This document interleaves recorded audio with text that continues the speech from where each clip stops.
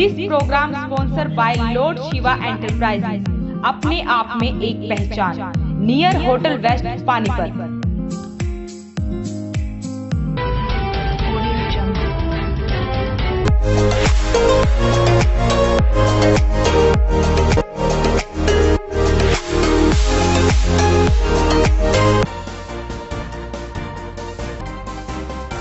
नमस्कार, voice of Panipat में आप सभी का स्वागत है। मैं हूं राहुल दहिया और आप लोग देख रहे हैं मेरे साथ पानीपत दनादन। आगे बढ़ने से पहले आइए एक नजर डाल लेते हैं आज की गतिविधियों पर। 10 अप्रैल के भारत बंद की अफवाह को लेकर पानीपत पुलिस रही अलर्ट। उटला गांव में हुई आगजनी से पीड़ित परिवारों में सीजीएम मोहित अग्रवाल ने बांटा जरूरत का सामान। क्रॉकरी की दुकान में आग, लाखों का सामान जलकर खाक। निफा संस्थान द्वारा आर्य स्कूल में लगाया गया रक्तदान शिविर, 105 यूनिट रक्त की हुई एकत्रित। फैमिली वेलफेयर कमेटी ने सुलझाया पति पत्नी के बीच अनबन का मामला, परिवार वालों ने किया सीजीएम मोहित अग्रवाल का धन्यवाद। हथियारबंद बदमाशों ने किया युवती का अपहरण, 5 संदिग्ध आरोपियों के खिलाफ मामला दर्ज। उटला गांव में 3 दिन पहले शॉर्ट सर्किट की वजह से झुग्गी झोपड़ियों में आग लग गई थी, जिसके बाद से कई सामाजिक संस्थाएं सामने आई थी।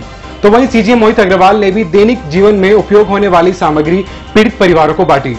उटला गांव में झुग्गियों में हुई आगजनी से कई परिवारों की मेहनत की कमाई तो किसी की छत जलकर राख हो गई, जिसके बाद अंधकार में एक उज्जवल की किरण बनकर युवा शक्ति मोर्चा के सदस्य सीजीएम मोहित अग्रवाल के साथ मिलकर पीड़ित परिवारों की हर प्रकार से सहायता करने के लिए सामने आए। तो वहीं समाज सेवी गौरव लिखा द्वारा भी पीड़ितों के लिए जरूरतमंद खाने का सामान बांटा गया। यदि आप भी किसी भी प्रकार की सहायता करना चाहते हैं तो इन पीड़ितों के लिए सामने आए। असंध रोड स्थित क्रॉकरी की एक दुकान में शॉर्ट सर्किट की वजह से लाखों का सामान जलकर राख हो गया। दरअसल उस समय हड़कंप मच गया जब एक क्रॉकरी की दुकान से अचानक धुआं निकलने लगा। अल सुबह जब नागपाल क्रॉकरी की दुकान से धुआं निकलने लगा तो आसपास के लोगों ने दुकान मालिक को दमकल विभाग को मामले की सूचना दी। मौके पर दमकल कर्मियों ने पहुंचकर काफी मशक्कत के बाद आग पर काबू पाया। तो वहीं दुकान मालिक का कहना है कि आग शॉर्ट सर्किट की वजह से लगी थी। वहीं इस मामले में फायर ब्रिगेड की लापरवाही भी देखने को मिली। लोगों का कहना है कि अगर समय रहते फायर ब्रिगेड आ जाती तो शायद इतना नुकसान न हो पाता। आग लगने से लाखों का सामान जलकर खाक हो गया। कारण तो पता नहीं है कैसे लगी है, लेकिन ज्यादा आग का नुकसान फायर ब्रिगेड के कारण हुआ है। फायर ब्रिगेड वालों को ज्यादा दोषी मान रहे हैं, इनकी लापरवाही की वजह से ज्यादा आग लगी है। इनके पास ना तो कोई इनकी मैनेजमेंट है, ना इनका कोई सिस्टम है, कुछ भी इन्होंने ढंग से किया ही नहीं है। फैमिली वेलफेयर कमेटी के तहत सीजीएम मोहित अग्रवाल ने आज पति पत्नी के बीच चल रहे अनबन को सुलझाया। तो वहीं दोनों पक्षों के परिवार वालों ने सीजीएम मोहित अग्रवाल का धन्यवाद किया। दरअसल ममता देवी कुराड़ निवासी और उसके पति सतीश पानीपत निवासी के बीच काफी समय से आपसी अनबन चल रही थी। जब यह मामला 6 अप्रैल को फैमिली वेलफेयर कमेटी में आया तो सीजीएम मोहित अग्रवाल ने काउंसलिंग करते हुए पति पत्नी व उनके परिवार वालों को समझाया और आपसी सहमति से एक दूसरे का मुंह मीठा करवाते हुए मामले को सुलझाया। ये कुछ महीने पहले यहाँ फैमिली वेलफेयर कमेटी का गठन हुआ था ऑनरेबल सुप्रीम कोर्ट के ऑर्डर से। तो वो था कि जो भी 498 के केस पूरे जिले में होंगे उसमें कोई एफआईआर नहीं दर्ज होगी और 1 महीने तक कोई अरेस्ट नहीं होगी जब तक कि फैमिली वेलफेयर कमेटी की रिपोर्ट ना चली जाए। ऐसा ही एक मामला मेरे पास ये 6 तारीख को आया था, जिसमें एप्लीकेंट कंप्लेनेंट थी ममता रानी। वो रहने वाले हैं गाँव कुराड़ के, तहसील बपौली पानीपत। उन्होंने अपने पति सतीश और उनके परिवार वालों के खिलाफ एक ये 498 का दावा वुमेन सेल में दिया था। तो वो केस भी मेरे पास आ गया काउंसलिंग के लिए। तो 6 तारीख को इनकी 2-3 घंटे काउंसलिंग की। मुझे लगा कि ये छोटा मोटा मनमुटाव है जो दूर हो सकता है, और इनको फिर से 2-3 दिन सोचने का समय दिया। आज ये 10 तारीख को मेरे पास आए हैं। आज भी मैंने 2-3 घंटे लगाए, सबको सेटिस्फाई किया कि घर टूटने में देर नहीं लगती, लेकिन बनाने में बहुत समय लग जाता है। इनका एक 2 साल का प्यारा सा बच्चा भी है जो अब स्कूल जाएगा, तो उसके भी भविष्य को देखते हुए आज सारा समझाया, मनमुटाव इनका दूर किया, और मुझे बड़ी खुशी हुई कि आपस में ये प्रेम से आज अपने घर लौट रही हैं और वहीं पर ये खुशी से रहेंगे। किसी बात को लेकर हमारे बीच में झगड़ा हुआ था, उसका केस 1-1.5 साल तक चला और अब हमारी सलाह हो चुकी है, हमारे आपसी मनमुटाव दूर हो चुके हैं और अब मैं अपने ससुराल जाना चाहती हूँ। हंसी खुशी से, इज्जत से अपने ससुराल जाना चाहती हूँ। सर, हमारा फैमिली मैटर था, इसमें हमारी आपस में कहासुनी हो गई थी। तो ये 1.5 साल से घर बैठी थी, तो मैंने सेक्शन 9 का केस डाला था इसके ऊपर, और आज हमारा समझौता हो गया है। हम दोनों साथ जा रहे हैं। आगे से हम कोई भी गलती नहीं करेंगे, अपने बच्चे की तरफ लगा के भविष्य को आगे देखेंगे और अपना फैमिली जीवन अच्छे से जिएंगे। अंतर्राष्ट्रीय संस्था निफा की तरफ से आज आर्य सीनियर सेकेंडरी स्कूल में रक्तदान शिविर का आयोजन किया गया, जिसमें संस्था की तरफ से 105 यूनिट रक्त इकट्ठा किया गया।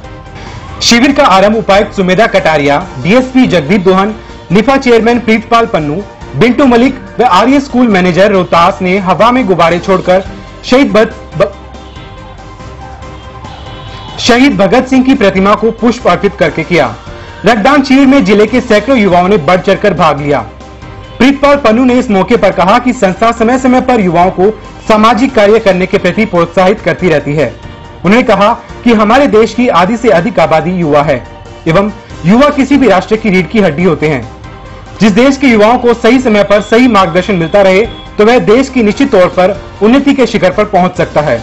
इस अवसर पर निफा राष्ट्रीय उपाध्यक्ष गुरमीत सचदेवा पारस, डॉक्टर नरूला, अमन वर्मा, पवन लाकड़ा आदि मौजूद रहे। आज का जो रक्तदान शिविर है निफा की पानीपत इकाई की ओर से यहाँ पर रखा गया है और पानीपत इकाई के प्रधान प्रवीण जी और उनकी पूरी टीम जो है इसको कई दिन से जो है इसकी सफलता के लिए लगी हुई थी और मुझे इस बात की बड़ी खुशी हो रही है कि आज जो यहाँ पर रक्तदान शिविर रखा गया है उसमें बहुत बड़ी तादाद में युवा साथी आगे आए हैं रक्तदान करने के लिए। रक्तदान मैं समझता हूँ हर व्यक्ति को करना चाहिए, इसके बारे में बहुत सी भ्रांतियाँ हैं और उन भ्रांतियों को दूर करने के लिए निफा की पानीपत टीम इकाई द्वारा आज रक्तदाता जागृति एक रैली जो है वो भी शुरू करी जा रही है, जो पूरे पानीपत को जो है मैं समझता हूँ, जो मुझे पता चला है कि पूरे पानीपत में जाएगी और रक्तदान के प्रति जो भ्रांतियाँ हैं लोगों के अंदर उनको दूर करने का प्रयास करेगी। आज के इस रक्तदान शिविर का उद्घाटन पानीपत की माननीय उपायुक्त श्रीमती सुमेधा कटारिया द्वारा किया गया और डीएसपी श्री जगदीप दोहन जी यहाँ पर मौजूद थे।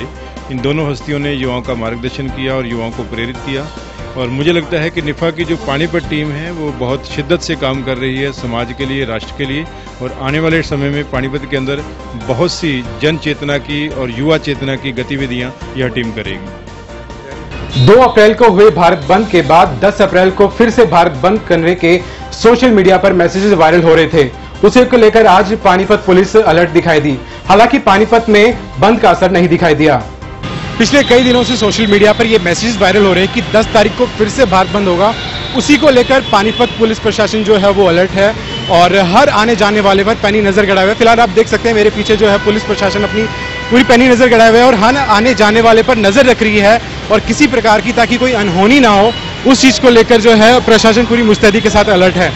आपको बता दें कि जो है पिछले 4 तारीख को भारत बंद हुआ था, उसी को लेकर जो है सोशल मीडिया पर फिर से ऐसे मैसेज दोबारा वायरल हुए थे। आपको बता दें कि वॉइस ऑफ पानीपत इस चीज के लिए आपसे दरख्वास्त करता है कि किसी भी प्रकार के मैसेज पर ध्यान ना दें और अब सुचारू रूप से अपने काम करते रहें। कैमरामैन प्रदीप पांचाल के साथ राहुल दिया, वॉइस ऑफ पानीपत। समालखा के बिहोली गांव में 5 हथियारबंद बदमाशों ने एक युवती का अपहरण कर लिया। तो वहीं जब बीच बचाव के लिए परिवार बीच में आया तो न केवल उनके साथ मारपीट की गई बल्कि हवाई फायरिंग करते हुए युवती का अपहरण कर वहां से फरार हो गए।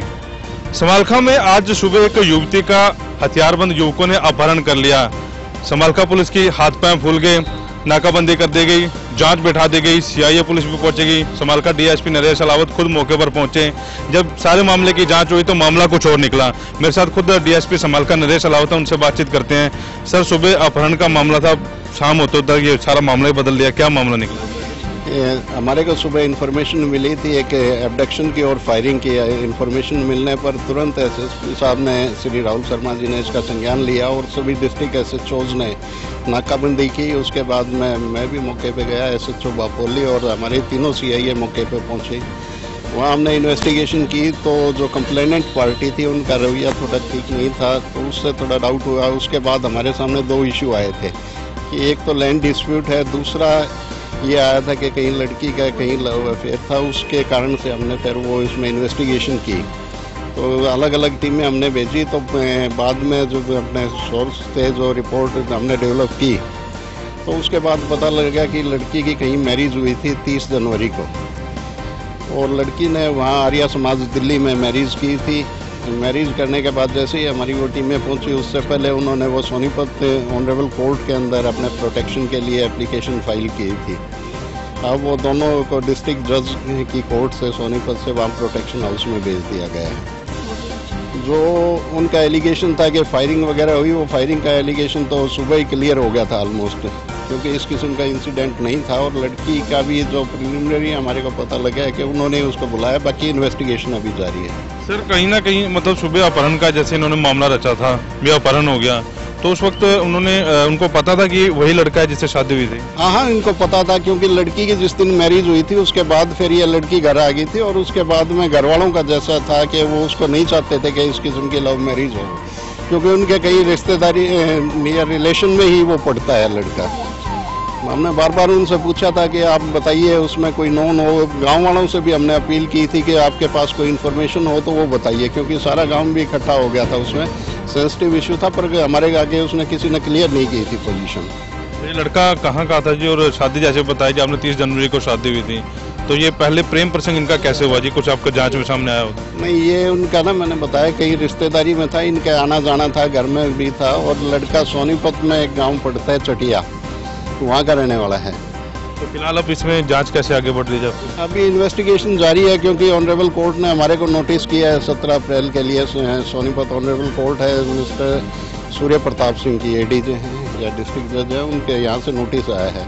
SHO बापोली हमारे वहीं गए थे मौके पे, पुलिस ने तुरंत कार्रवाई की है इसमें। तो उसकी माँ का भी बताया जा रहा था कि माँ भी थोड़ी चोटिल हुई, अस्पताल में भर्ती कराया गया। हाँ, क्योंकि उस पर बुग्गी पे उनका ये एलिगेशन था कि उसको धक्का दे दिया। वो माँ एडमिट है, उन्होंने भी अपनी अलग स्टेटमेंट दी है, जो फैक्ट्स है वो कंसील किए हैं अभी तक। तो मामला लगभग जो है क्लियर हो गया है। मामला कुछ और निकला। सुबह अपहरण की सूचना जैसे ही फैली उसके बाद DSP समालखा मौके पर पहुंचे, CIA भी पहुंचे और भारी पुलिस बल तैनात किया गया। लेकिन शाम होते होते तक, अभी रात होते तक मामला जो है क्लियर हो चुका है। मामला प्रेम प्रसंग का निकला। वॉइस ऑफ पानीपत के लिए प्रदीप पंचाल के साथ कुलवंत सिंह। आज की गतिविधियों में बस इतना ही। जुड़े रहिए वॉइस ऑफ पानीपत के साथ। नमस्कार।